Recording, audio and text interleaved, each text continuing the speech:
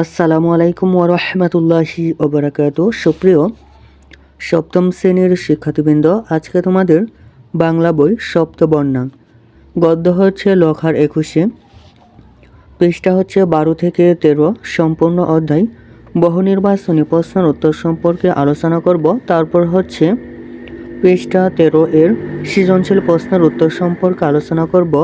তারপর হচ্ছে প্রিয় শিক্ষার্থী, সবার শেষে হচ্ছে তোমাদের কর্ম অনুশীলন এর উত্তর সম্পর্কে আলোচনা করব। প্রিয় শিক্ষার্থী, তুমি যদি আমার এই ইউটিউব চ্যানেলে নিয়মিত ভিডিও দেখো তাহলে তোমাদের আর কোনো গাইড বই কিনতে হবে না ইনশাল্লাহ। সুতরাং চ্যানেলটি এখনই সাবস্ক্রাইব করে পাশে থাকতে পারো। চলো শুরু করা যাক। প্রিয় শিক্ষার্থী, আমরা প্রথমে বহুনির্বাচনীর প্রশ্নগুলোর উত্তর সম্পর্কে আলোচনা করব। 1 নম্বর বহুনির্বাচনী প্রশ্ন হচ্ছে, লখা কখন তার খিদের কষ্ট ভুলে যায়? উত্তর হচ্ছে একের খ। উত্তর হচ্ছে একের খ, মাকে কাছে পেয়ে।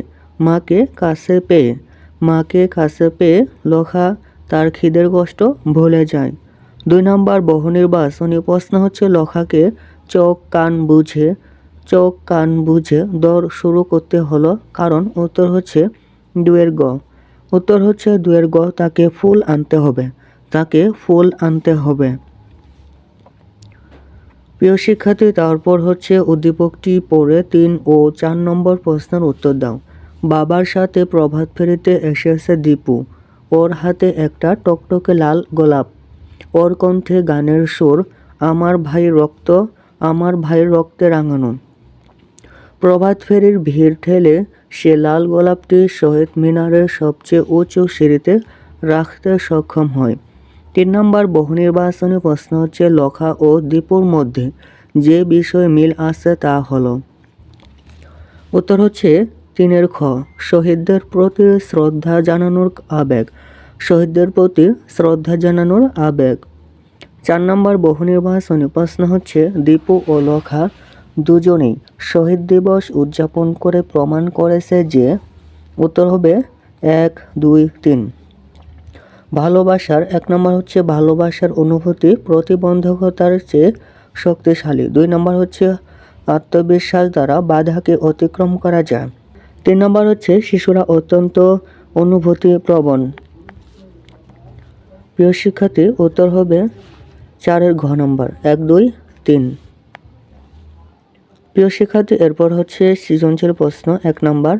উদ্দীপক হচ্ছে, ইশতিয়াক এবার বৃত্তি নিয়ে জাপানে লেখাপড়া করতে চলে যাওয়ায় শহীদ দিবস উদযাপন করতে পারবে না।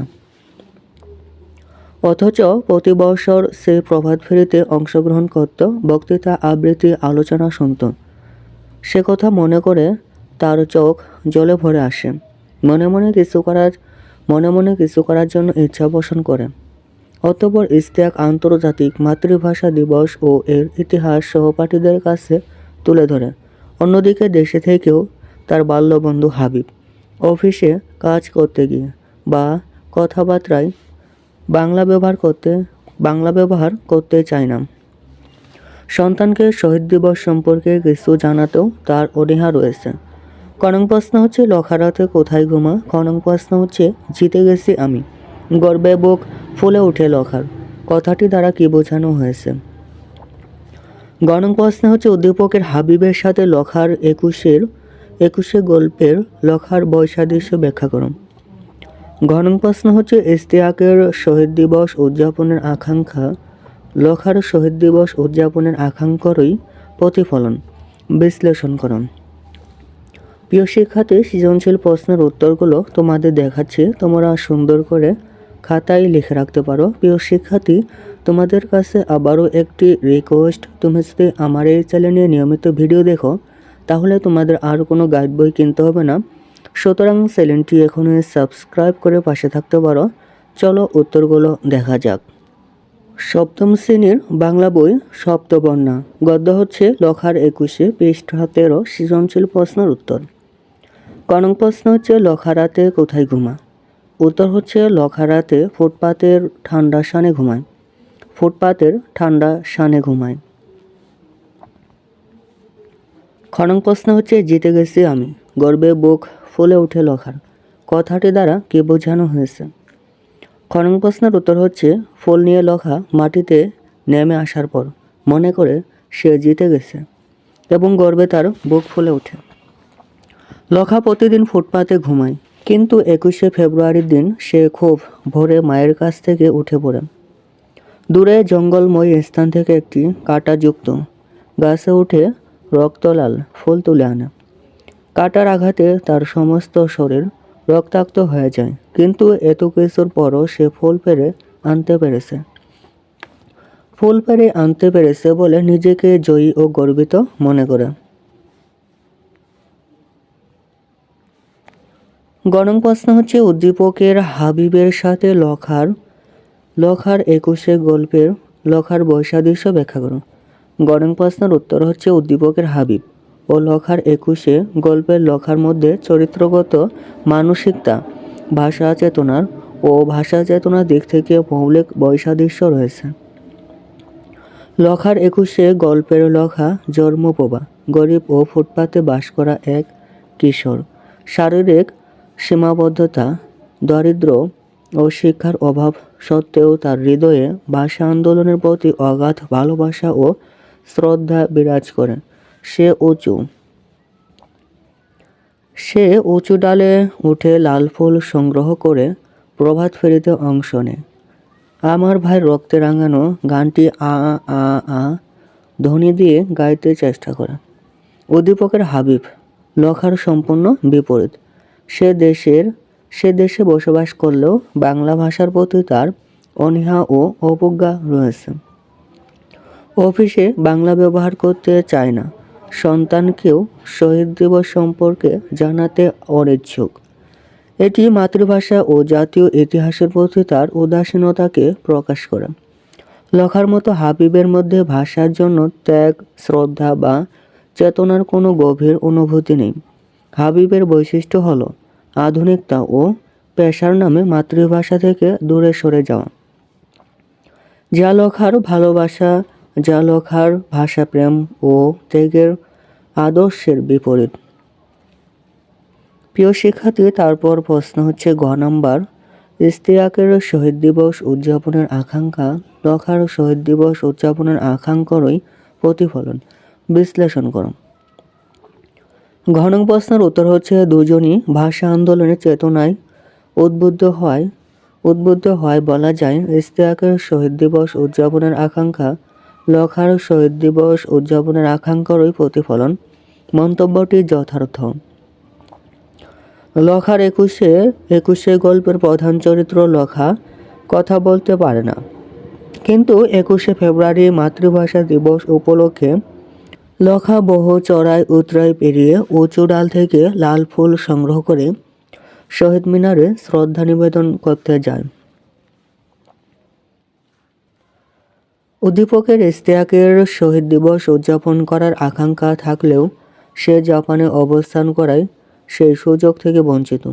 তাই সে মনে মনে কিছু করার ইচ্ছা পোষণ করে। অতঃপর সে আন্তর্জাতিক মাতৃভাষা দিবস ও এর ইতিহাস সহপাঠীদের কাছে তুলে ধরে।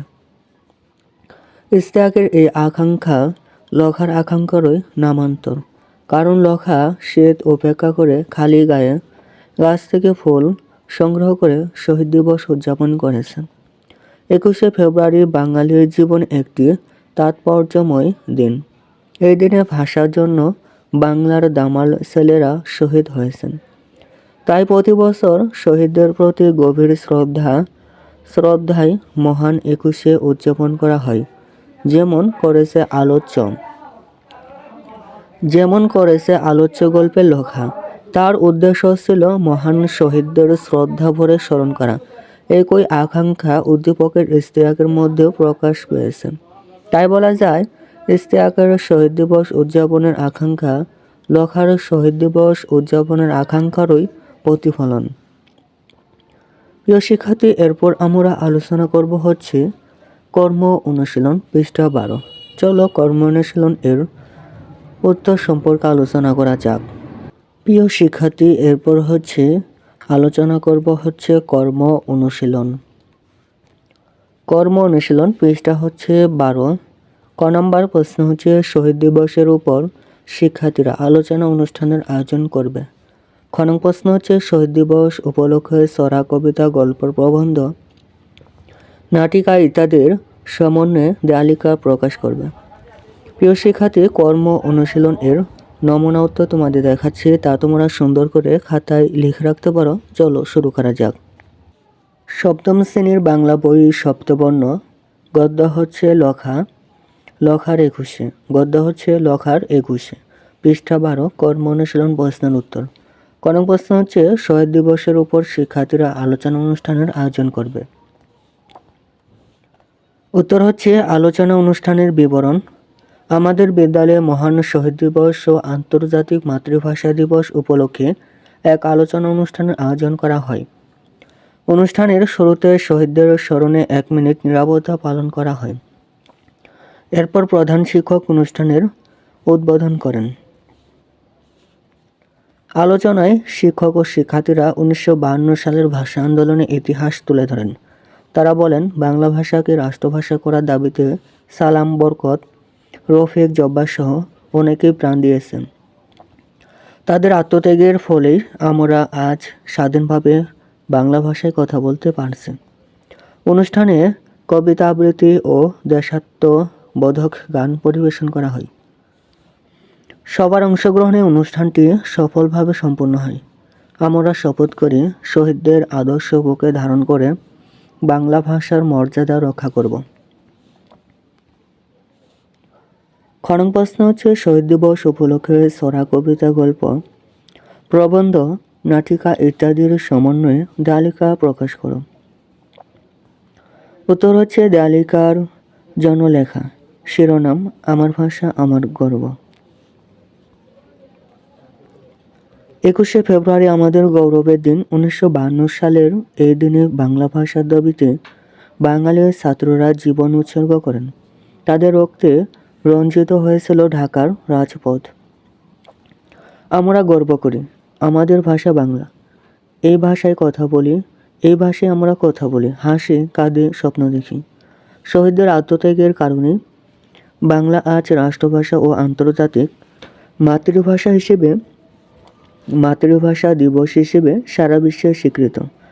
আসুন আমরা শ্রদ্ধা ভরে বাংলা কথা বলি ও লিখি, ভাষার প্রতি ভালোবাসা ও শ্রদ্ধা প্রকাশ করি।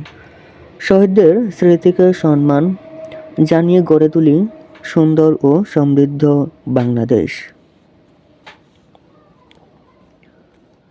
প্রিয় শিক্ষার্থী, এই ছিল তোমাদের সপ্তম শ্রেণীর বাংলা বই সপ্তবর্ণ, গদ্য হচ্ছে লখার 21, পৃষ্ঠা 12 থেকে 13, সম্পূর্ণ অধ্যায় এর উত্তর। প্রিয় শিক্ষার্থী, অন্যান্য সকল বার উত্তর পেতে চ্যানেলটির প্লেলিস্ট দেখতে পারো। প্রিয় শিক্ষার্থী, তুমি যদি আমার এই ইউটিউব চ্যানেলে নিয়মিত ভিডিও দেখো তাহলে তোমাদের আর কোনো গাইড বই কিনতে হবে না ইনশাল্লাহ। সুতরাং চ্যানেলটি এখনই সাবস্ক্রাইব করে পাশে থাকতে পারো। ধন্যবাদ।